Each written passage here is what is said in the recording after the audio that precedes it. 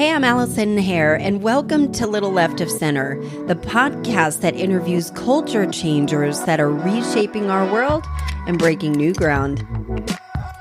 Bonus episode, we've had some pretty heavy topics lately, so I was excited to lighten it up with Mary Bogart of Love Beauty Nourish. She is a massage therapist and esthetician practicing groundbreaking techniques, and get this, they are natural and effective alternatives to getting botox and plastic surgery on your face. Added bonus, Mary's voice is so soothing, it might almost put you in a meditative state. It is clear why she's in this field. Please enjoy. Hello, we are here with Mary Bogart of Love Beauty Nourish. Hey, Mary. Hello, Allison. I am so happy to be here. I am so glad that you're here. You are up to really, really big things. And it seems like you have recently kind of ventured out on your own and really started a movement. So I'd love to hear more about your journey and what brought you here and what's coming. Okay, so my journey began when I moved to the beach at 16.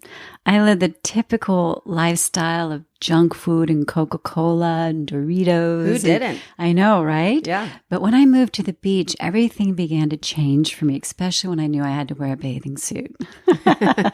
And I really started getting tuned into my body. And it's been a journey, this whole nutrition and exercise and going deeper within.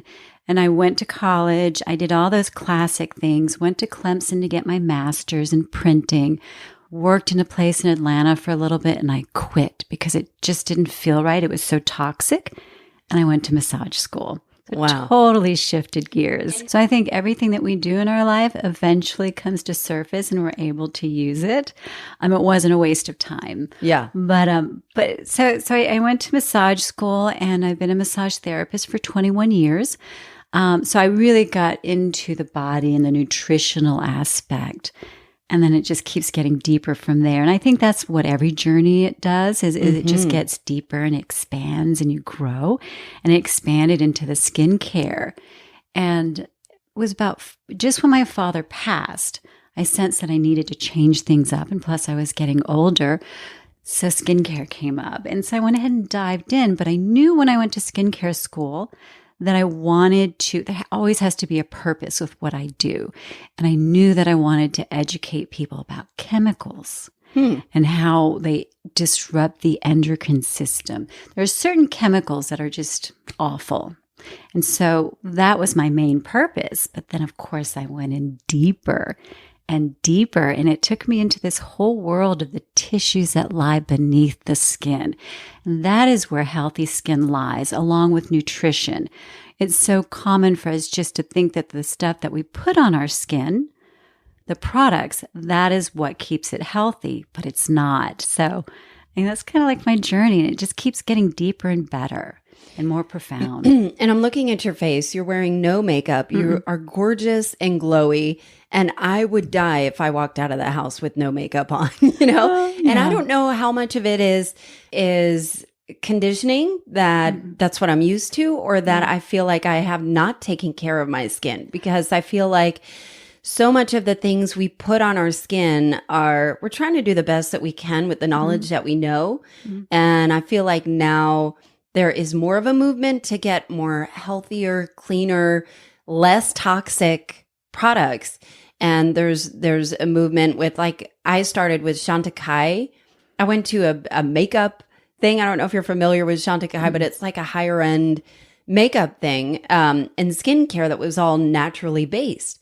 And I fell in love with it, but I didn't fall in love with the price tag. But I started looking at alternatives like Green Envy and Sally B's Skin Yummies. And Beauty Counter has kind of come out where there's more of a movement there. But what is the reality of what's in drugstores, what's in Mac and Lancome and all of those? What's the reality that we may not know? Well, there is this thing called greenwashing. So it may say, oh, I'm organic, natural. And it's not necessarily true because, the regulation behind the cosmetic industry is not where it should be. It allows You'll see fragrance in a product. They can have, they don't have to list what chemicals are within that fragrance. It can be anything. So we have to be aware of that. And a great resource is ewg.org. And be aware of the greenwashing and learn the ingredients. That's very, very key. But I want to get back to the part of conditioning and makeup. Yeah. We've been taught. I do think there's a lot of conditioning. And along with what I do, there is this whole movement to redefine beauty. And that's really key. And aging as well. And we're beautiful as we are. And to become comfortable with that is powerful in itself. And really, that's kind of what I'm focusing on as well, as re-educating or maybe bringing something to my studio, an awareness that I want every person to walk out that door with, is that aging is a beautiful thing. We're going to have wrinkles, we're going to have blemishes, but who are we on the inside and what do we radiate? That's really important for me to have people know. So I have fillers, I have Botox. I love all that stuff. Yeah. And I really struggle not only with getting older, I'm in my 40s at this point, and I am fighting it tooth and nail, and I don't know how to unwind it. Yeah. Like I look in the mirror and I'm like, that was not there yesterday. It's a little bit lower than it was the other day. So I'm wondering, how do you unwind it?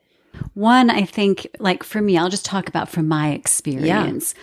I'm 48. I'll be 49 in November. You look gorgeous. Yeah. Thank you. And it is an experience getting older. And initially it's kind of hard. Like, some things are gravity's starting to take place. Like my dad had these awful jowls and I'm just like, oh my gosh, that's going to start happening. Mm-hmm. But the way I find peace is knowing that I am nourishing my body the best I can and understanding it and understanding all that I can do to be my optimal self, but that also includes my spirit as well. And it takes some work, but I think that's part of the process. And it's key knowing yourself and the body physically. It is kind of a journey, though. It is. It's hard. It's always ongoing, right? I had a client the other day, and it was wonderful to connect with her because menopause, what happens when we start getting to that point and all these changes? And we were laughing because there's so many things. So learning how to be lighthearted and acceptance and knowing that we have this beautiful life, we just got to live it and not worry about what happens. And when I say, not worry about what happens, but that also means doing the best you can and taking care of yourself and then letting it go. Mm.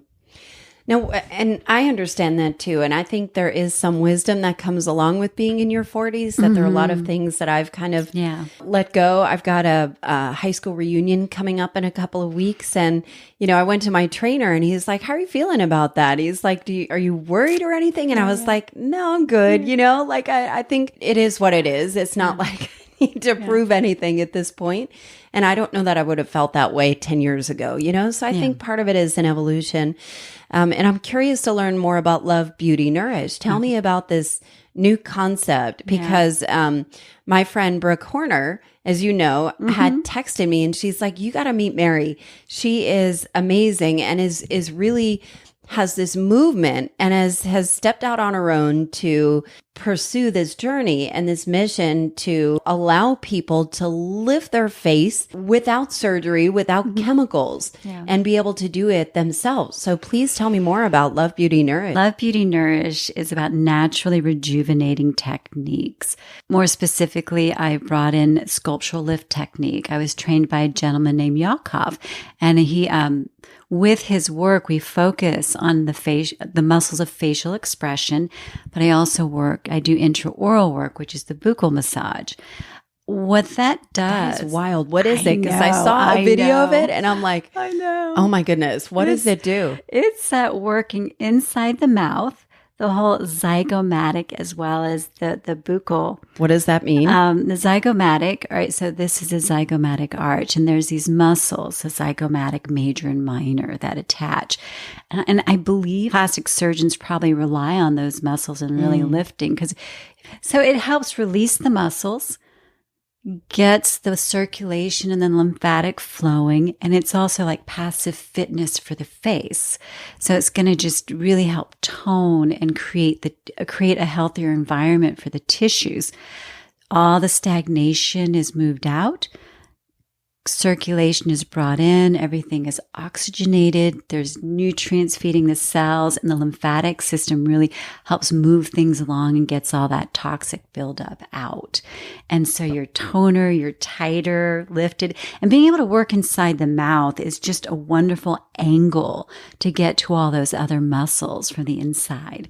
And as a massage therapist for 21 years, I understand that because, I could get up underneath the scapula and work those muscles. But being able to reach the muscles at a different angle is so impactive. But what I love about this work is it's also very beneficial for people who have TMJ or grind at night. Mm-hmm. And it's such a release. And that masseter muscle gets so tight and jammed up. But the side effects from it is that when the masseter is tighter, that whole jaw area is tight, things aren't flowing. And once you release those muscles, and when I say flow, I'm always talking about circulation and lymphatic. So there's like a little traffic jam going on there and all the nutrients. How does that happen, that traffic jam?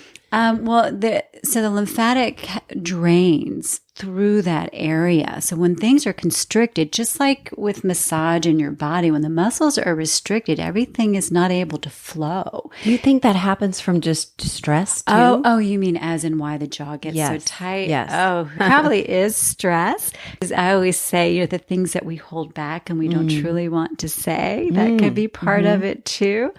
But that's interesting. And I think, when I was reading up on you, I saw something in your social media and maybe some of the reviews that it helps release stored energy. Oh, yeah. I want to hear about that. Or emotions. Stored emotions. Yeah, I wonder, is it like a reverse reflexology instead of the feet, but you're releasing it in the face? And how does it differ? Well, actually, other than people see your face, they don't see your feet. The only difference is, and it's huge. I actually studied facial reflexology about a year ago, and I'll be bringing it into the practice in August.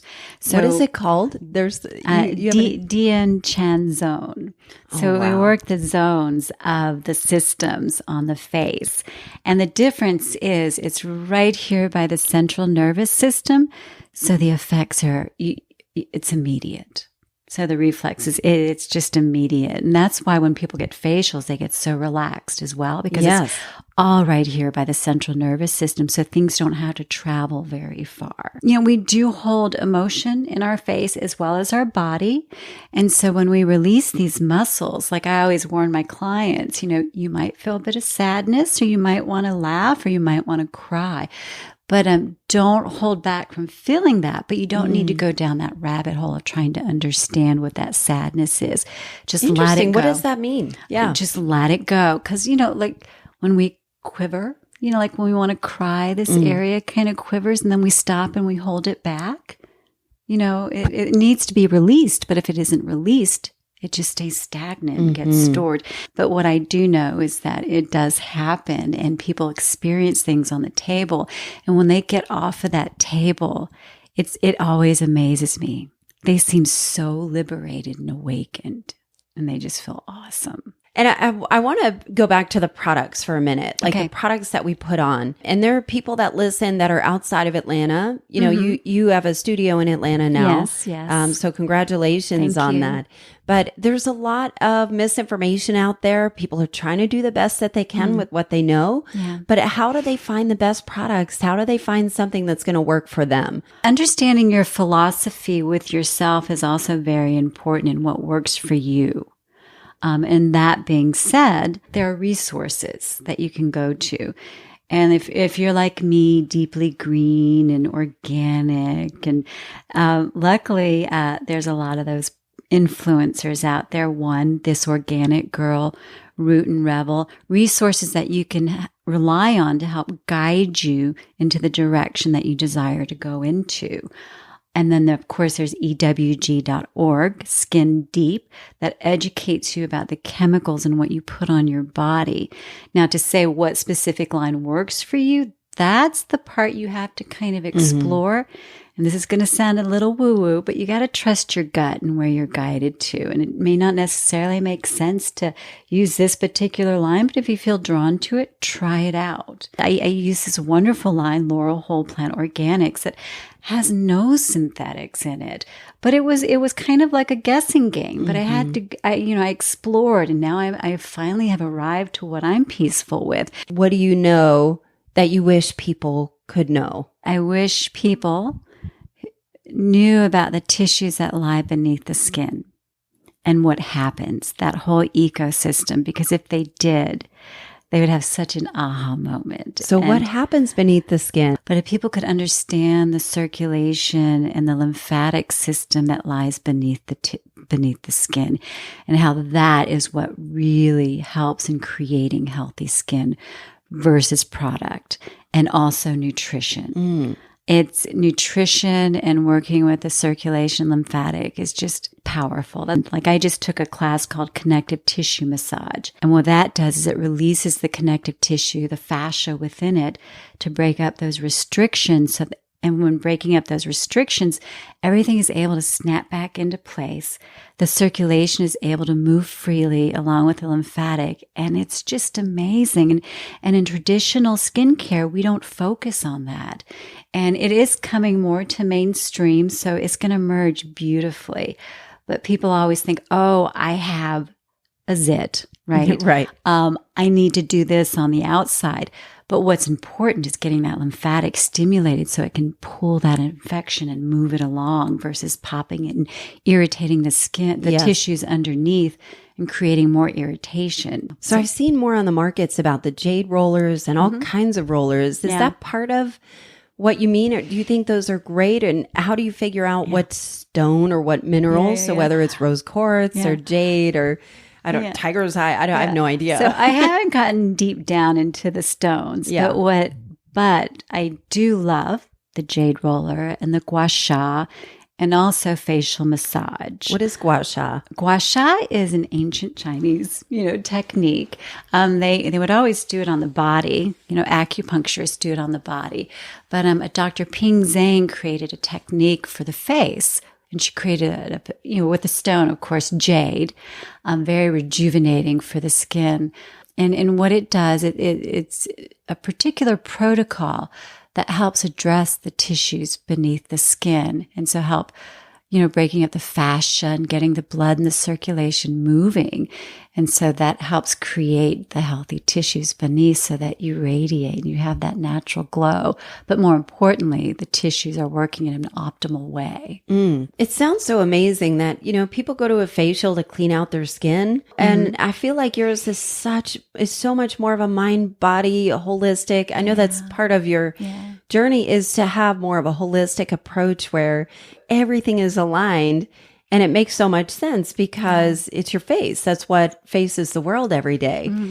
And I saw the results or some before and afters, especially on your Instagram account for the sculptural lift technique. And it is unbelievable. How long does that last? How often should somebody get one? So the sculptural lift technique, it's a 90-minute treatment. I need to get one right away. You do. And the connective tissue massage. I'm learning how to blend those two together, and it's amazing. You thought those results were good. To experience the other one with that we're gonna work on you before you go to your reunion. But the sculptural lift technique it's a 90-minute technique. And it's usually done in a series at the beginning, like 8 to 10 times, depending on the state of your muscles and, how everything is just depending on where you're at, right? As in the muscles and the age and how quickly they bounce back. Like I just recently had a 33-year-old young woman come in and she got a series of 6 because that's all she needed. So it really depends on where you're at, but typically 8. And then after that, once a month. But of course, these treatments are so much more impactful if you're doing your self-care at home. So what does self-care look like? Self-care is the gua sha or the facial massage or the jade roller. Skin nourishing products, developing a good routine for yourself that actually addresses. So there's a lot of marketing out there that you need a toner. You need, like, I feel like I have really oily skin. Yeah. And I feel like I, in the past, have kind of done the best with what I knew and would probably strip my skin and probably was too aggressive with it. And I bet that's probably fairly normal. If you're dry, you're going to load it with a lot of moisturizer, but it may not be the right amount. You know, from a marketing perspective, what do you think is necessary from the skin cleansers? Like, how basic can it be, or do you need? And again, I understanding every skin type is different, but tell me about the marketing myths and what might help somebody maybe simplify or go to a more natural green state that's going to be better for them. Okay, I think exfoliation is a huge marketing myth. Things are changing with that, and the reason why I say that is because, I mean, people think that they have to strip their skin in order to have this smooth texture and just be glowing. But really what's happening is if you're overly aggressive with your skin, you're stripping the skin barrier and creating more irritation. So it's just a temporary fix. And then people get into this routine of constantly doing it, creating irritation, stripping their skin barrier, which leads to sensitive skin and also leads to premature aging. Inflammation equals aging. Wow. Yeah. And that inflammation is big. That's where the nutrition comes in too. Yeah. Inflammation is huge. And also overdoing it with the retin A. Yeah. We're just preached so much to do this constantly, of the stripping of the skin, which we need to nourish the skin and keep that pH and the tissues underneath happy. Is there a way to figure out if you are balanced or not? What are some signs for inflammation other than the obvious things like pimples or discoloration? And then, you know, there are freckles that happen too. So how are you able to tell? Well, if your skin starts getting sensitive and dry and flaking, that's an indication. Skin becomes oilier when you overstrip it, because it's going, oh, what's happening? Especially with oily skin. You constantly strip it, so the body's coming in and going, oh, you need more oil. Constant oil production. Sensitivity is a sign of overexfoliation. Definitely sensitivity and tightness. If you're using a cleanser that makes your skin tight, it's too aggressive. But skincare is simple, and it doesn't have to be complicated. Very simple. I think that's what I'm learning too. Like, even with my oily skin, my father's from Lebanon, so I naturally produce a lot of oil, and my mom's from Brooklyn. So it's completely different.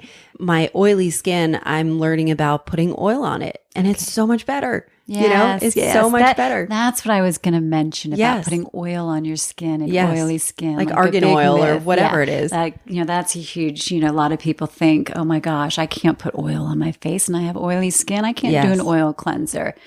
No, you can. So what is next for you? It sounds like you've got a lot of things in the works, you know, but what is your hope or your mission, or what does success look like to you? What I have in the future is just bringing more naturally, well, not more, but another naturally rejuvenating technique, and blending it with the sculptural lift, which is the connective tissue massage, and also bringing the Dien Chan zone.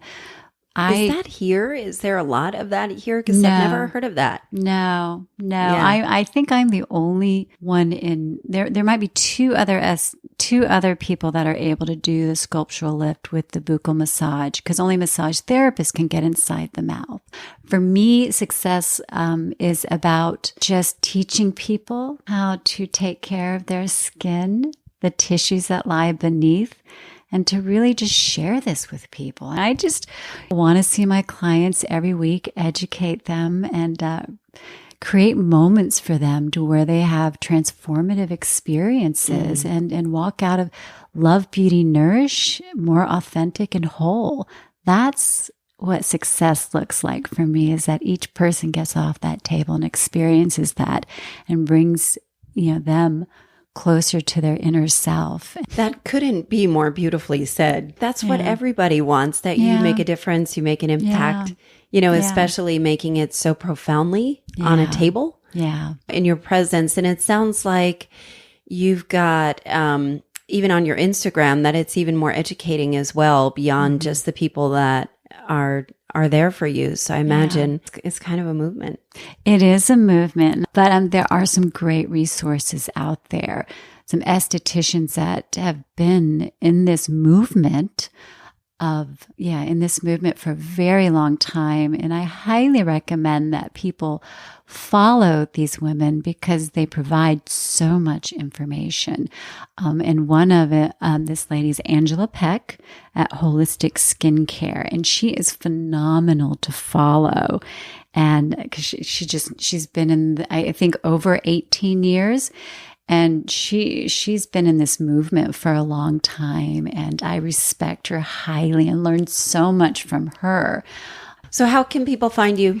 They can find me at Love Beauty Nourish on Instagram. That's my handle, as well as Facebook.